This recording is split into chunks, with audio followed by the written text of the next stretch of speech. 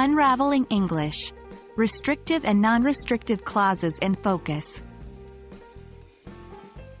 Hello, language explorers. Today, we're diving into the exciting world of English grammar and focusing on something crucial yet often misunderstood: restrictive and non-restrictive clauses.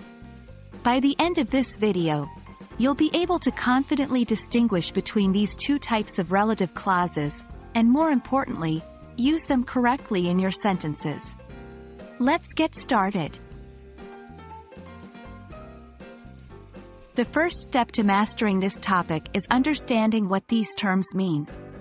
Restrictive clauses, also known as defining clauses, are parts of the sentence that you can't eliminate without changing the meaning of the sentence.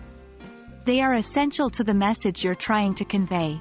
On the other hand, non-restrictive clauses, or non-defining clauses, can be left out without altering the core meaning of the sentence. They just add extra information. Now that we understand the theory, let's see these clauses in action. A restrictive clause example might be, "The books that are on the table belong to Sarah." Here, the clause, "that are on the table," is essential to know which books we're talking about. A non-restrictive clause could be, "The books, which are on the table, belong to Sarah." In this case, the clause, "which are on the table," just gives us extra information. Even without it, we still know the books belong to Sarah. Remember, in written English, non-restrictive clauses are typically set off by commas. It's your turn. Let's create some sentences using both restrictive and non-restrictive clauses. 1. Start by thinking about a simple sentence. Example: "The cat is sleeping." 2. Add a restrictive clause. "The cat that has white fur is sleeping." Here the clause specifies which cat we're talking about. 3. Now, let's add a non-restrictive clause to another simple sentence. "The cat, which is the laziest in the house, is sleeping."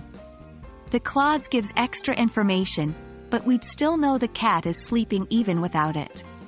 Practicing like this will help you feel more comfortable with these clauses.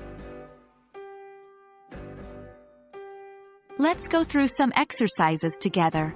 We'll provide sentences, and your job is to identify whether they contain a restrictive or a non-restrictive clause.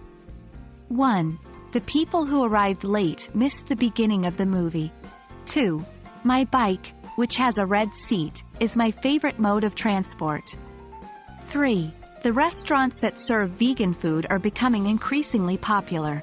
Take your time to analyze these sentences, and we'll provide the answers in our next video. Well done! You've taken a big step towards understanding restrictive and non-restrictive clauses in English. Remember, practice makes perfect, so keep creating sentences and identifying these clauses in your reading. We hope this video has been helpful, and we look forward to seeing you again in our next English language learning adventure. Happy learning!